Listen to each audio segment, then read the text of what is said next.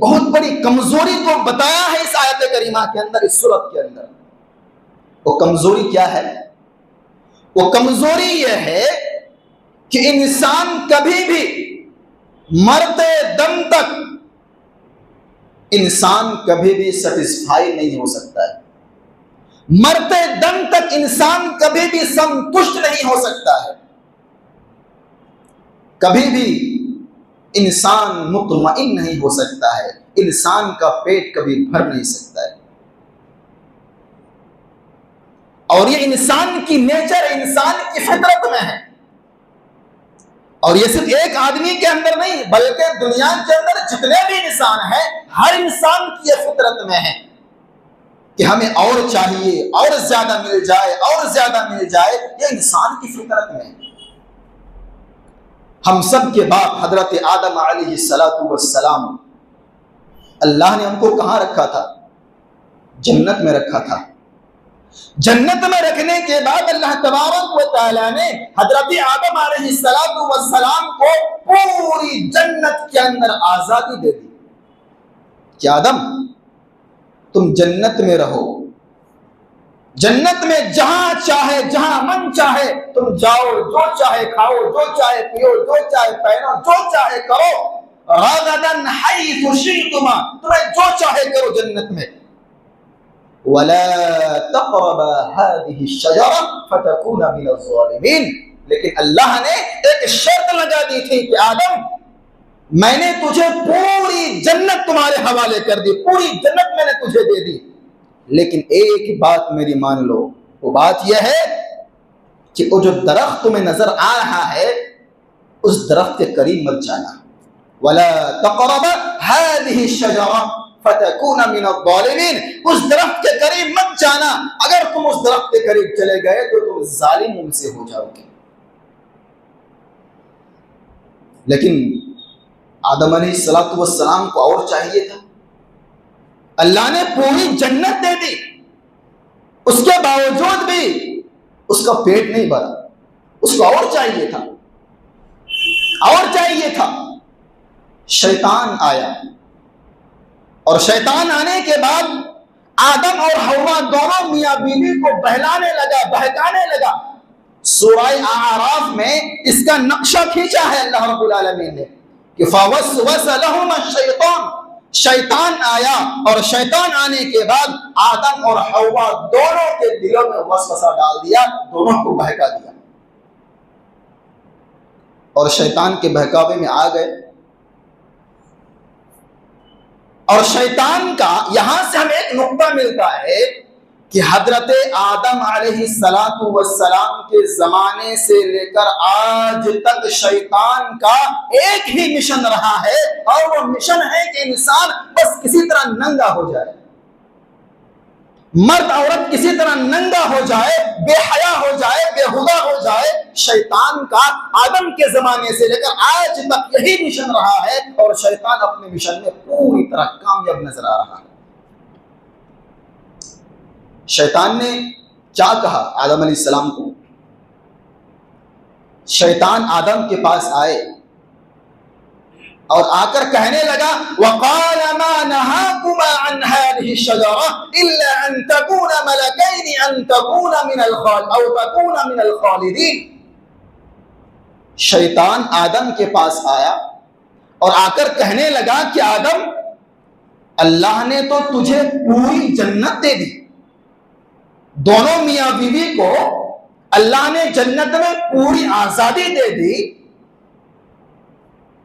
कि तुम जो चाहे करो, जहां चाहे जाओ, जो चाहे खाओ, जो चाहे पियो, जो चाहे पहनो, जो चाहे करो।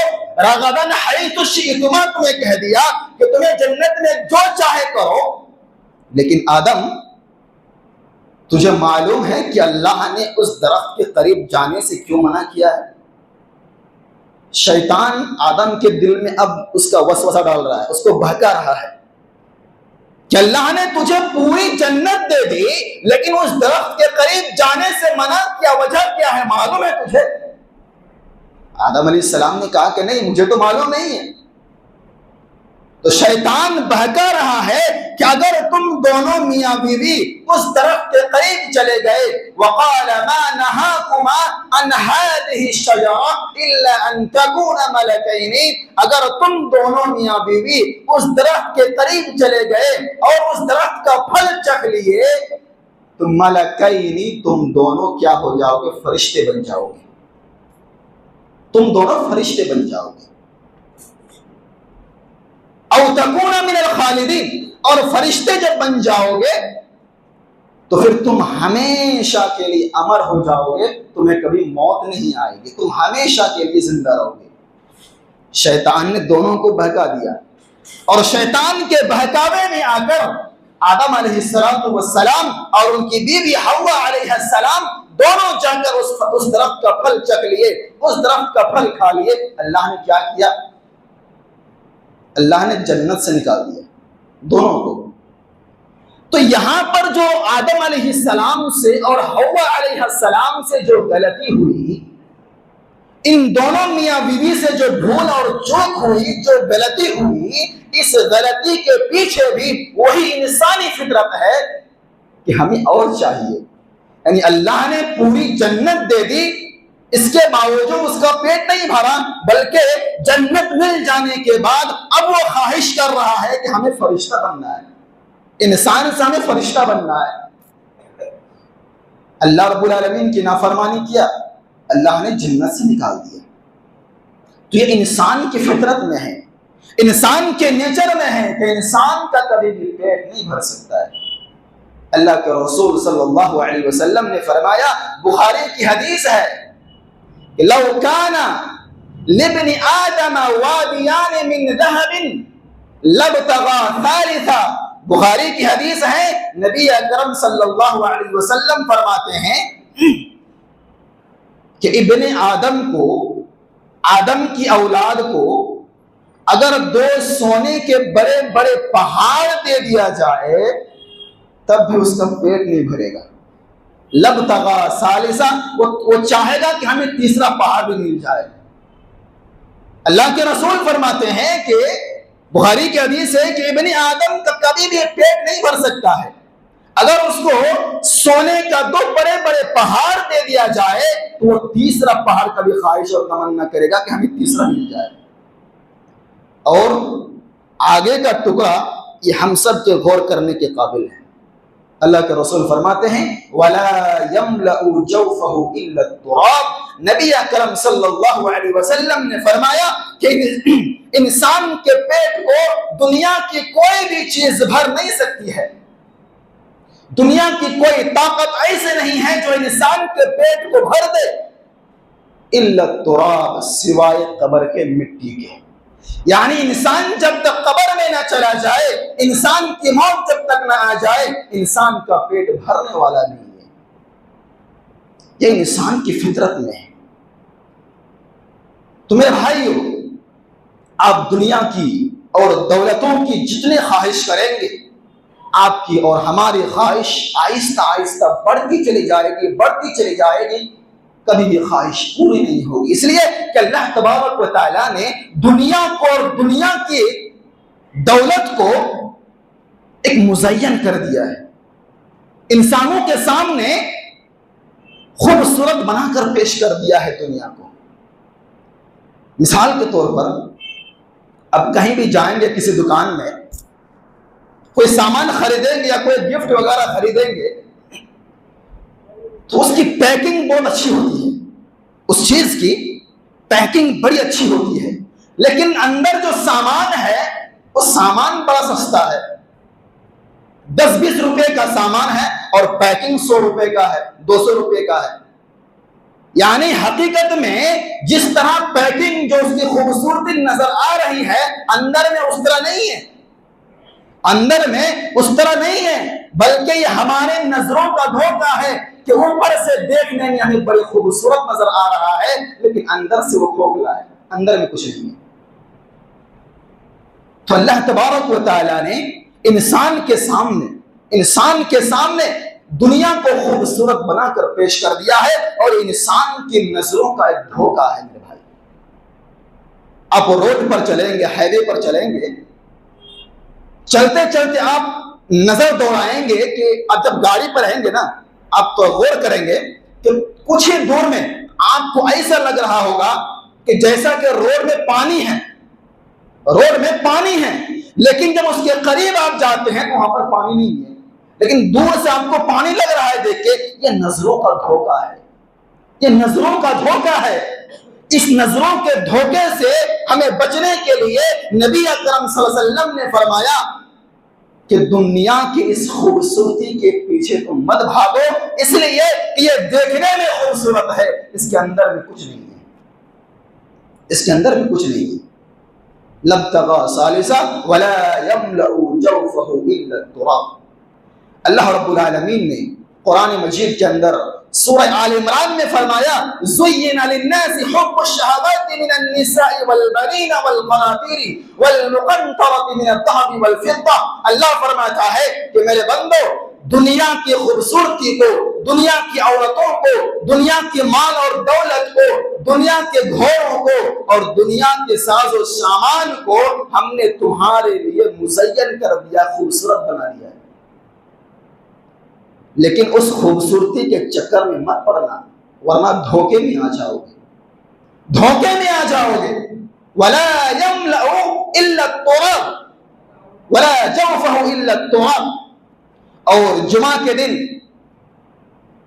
हर जुमा को नमाज में आप सुनते ही हैं, बल तुसिरून अल हयात दुनिया वल आखिरतु खैरुन व अबका। क्या मतलब है कि आप जिसको हमेशगी की जिंदगी समझ रहे हैं, या हम जिसको हमेशा की जिंदगी समझते हैं, ये हमेशा रहने की जिंदगी नहीं है, ये हमेशा बाकी रहने वाली नहीं है। वल आखिरतु खैरुन व अबका, बल्कि अगर कोई जिंदगी हमेशा के लिए बाकी रहने वाली है तो आखिरत की जिंदगी है। तो जो हमेशा बाकी रहने वाली जिंदगी है, हमें उस जिंदगी के पीछे भागना चाहिए। जो चंद दिन की जिंदगी होती है, इसके पीछे भागना ये हमारी हमाकत और हमारी बेवकूफी है।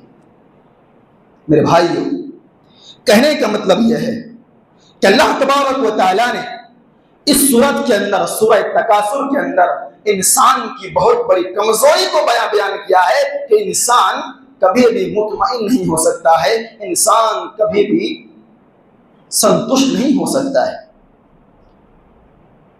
हत्ता ज़ुरतुमुल मक़ाबिर, जब तक कि वो कब्र में ना चला जाए, जब तक वो कब्र में ना चला जाए। अल्लाह रब्बुल आलमीन ने दौलत बहुत सारे इंसान को दिया था। पहले जमाने में कारून को भी दिया था अल्लाह ने दौलत, लेकिन दौलत का इस्तेमाल उन्होंने गलत तरीके से किया तो अल्लाह तबारक व तआला ने उसका हशर क्या किया? उसका हशर यह किया कि अल्लाह तबारक व तआला ने उसकी दौलत समेत उसको जमीन के अंदर धंसा दिया। ये कुरान के 20वें पारे में अल्लाह रब्बुल आलमीन ने कारून का वाक़या को बयान किया है। जरा पढ़िए कारून का वाक़या को। और कारून के कौम में कुछ अच्छे लोग भी थे, कुछ नेक लोग भी थे, और वो कारून को ये नसीहत क्या करते थे कि कारून, अल्लाह रब्बुल आलमीन ने तुम्हें एक दौलत जैसी अजीम नियामत से नवाजा है, लिहाजा इसका गलत इस्तेमाल मत करना। कई नसीहतें की, उनमें से एक नसीहत यह की कि कारून, अल्लाह तबारक व तआला ने तुम्हें दौलत दिया है, तुम्हें माल दिया है, इस माल के चक्कर में आकर कभी गरूर मत करना, कभी घमंड मत करना, वरना तबाह कर दिए जाओगे, बर्बाद कर दिए जाओगे।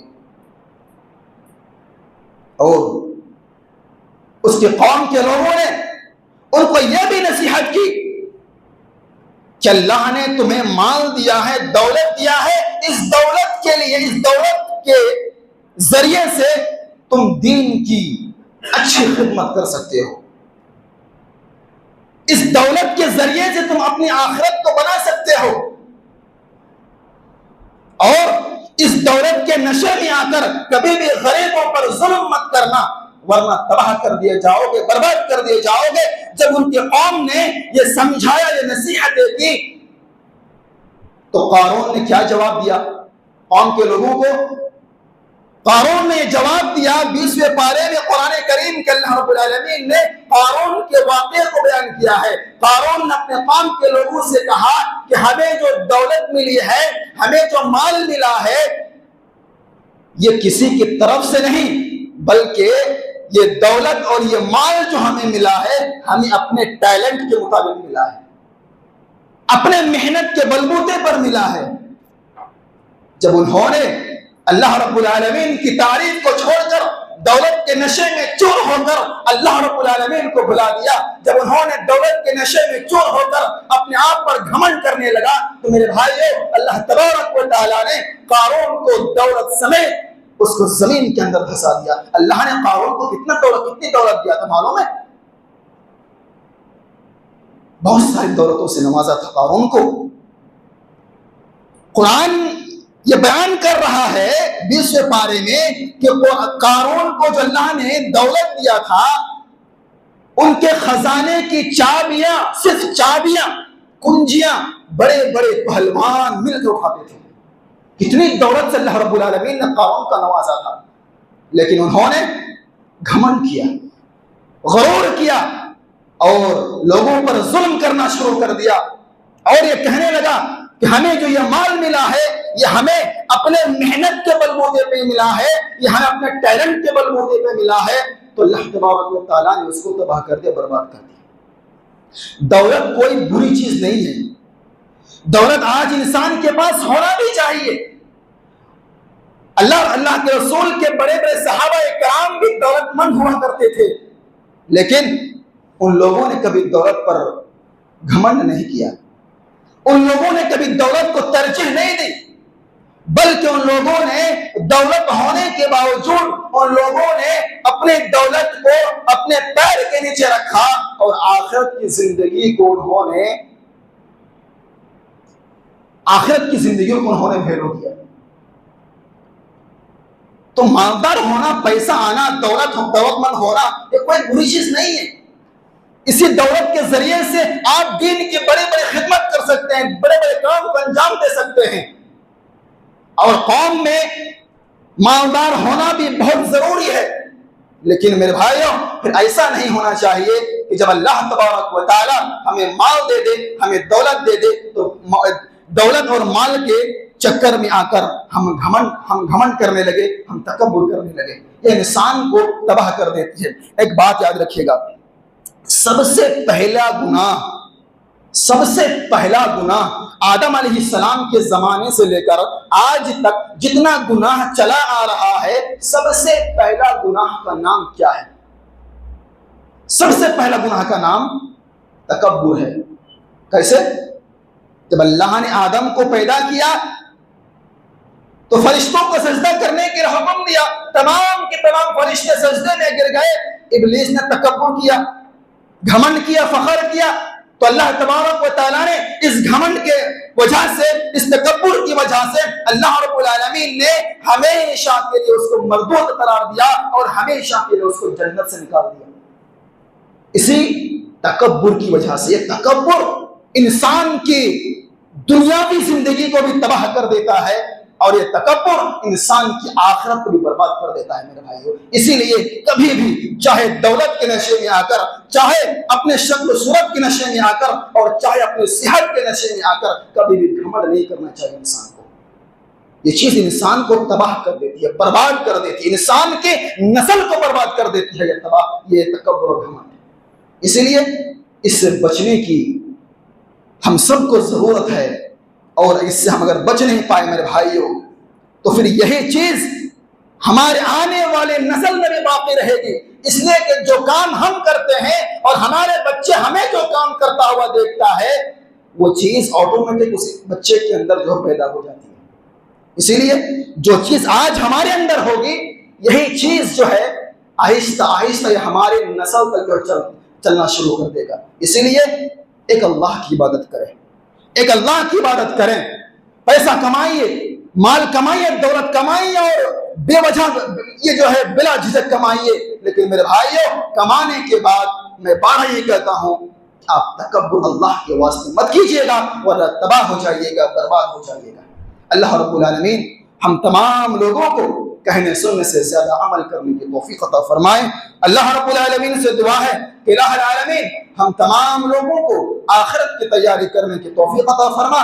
इलाहुल आलमीन जितने भी लोग दौलतमंद हैं उनको अपने दौलत से घमंड ना हो, गुरूर ना हो, या अल्लाह उनको इसकी भी तौफीक अता फरमा और उसको अपने माल को अल्लाह के राह में और इस माल के जरिए से तेरी राह की खिदमत और तेरी दीन की खिदमत करने की उनको तौफीक अता फरमा। और अल्लाह रब्बुल आलमीन से दुआ है कि इलाहुल आलमीन जितने भी लोग बीमारी के आलम में मुब्तला हैं तमाम लोगों के बीमारी में शिफाए कामिला आजिला अता फरमा। और जितने भी लोग इस दुनिया से जा चुके हैं उन तमाम लोगों की कब्र को नूर से मुनव्वर फरमा। व आखिरु दावाना अल्हम्दुलिल्लाहि रब्बिल आलमीन। अल्लाहुम्मा सल्लि अला मुहम्मद व अला आलि मुहम्मद कमा सल्लैता अला इब्राहीम व अला आलि इब्राहीम इन्नका हमीदुम मजीद। अल्लाहुम्मा बारिक अला मुहम्मद व अला आलि मुहम्मद कमा बारकता अला इब्राहीम व अला आलि इब्राहीम इन्नका हमीदुम मजीद। सुब्हान रब्बिका रब्बिल इज्जति अम्मा यसिफून व सलामुन अलल मुरसलीन वल्हम्दुलिल्लाहि रब्बिल आलमीन। वस्सलामु अलैकुम व रहमतुल्लाह।